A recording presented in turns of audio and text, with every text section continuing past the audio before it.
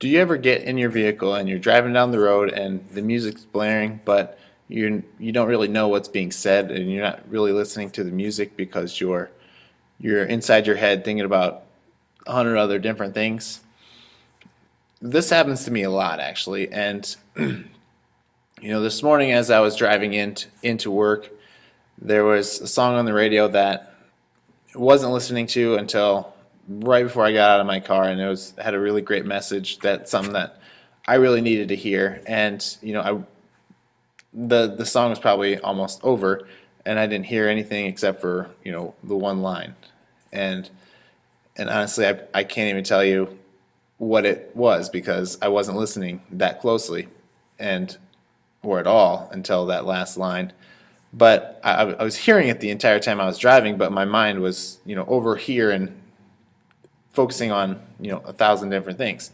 If you would go and ask your parents, they would probably say that it's called selective hearing, and you've had it your entire life, where you get one thing in one ear and it goes out the other ear.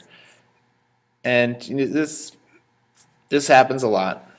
I mean, like I said, it happens to me, but this also happens not just within our minds, but also within our bodies. And you could be working out or yard work or whatever it is you do, and you get a little pain in your body, and you're going to hear it because there's a pain, and you're like, "Ow!" But are you really listening to it? Is that pain just because you're in a bad position, or is that pain because you have a problem or an ailment that you need to get fixed?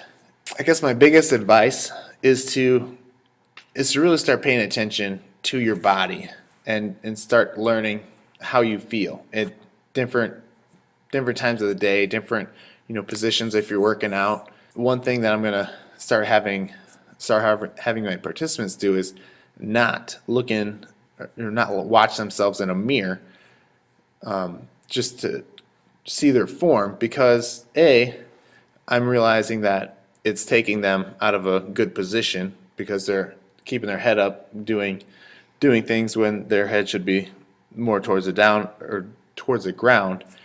But also they're not listening to their body. They might be hearing their body, but they're not really listening to their body, and they're not understanding how their body's working and how their body's feeling. So that's one thing that I'm going to do to help my participants in my fitness class. And I encourage you to start shutting things off and listening to your bodies. And if you're talking to somebody, really listen to them. Don't just hear them. Really listen to what they're saying.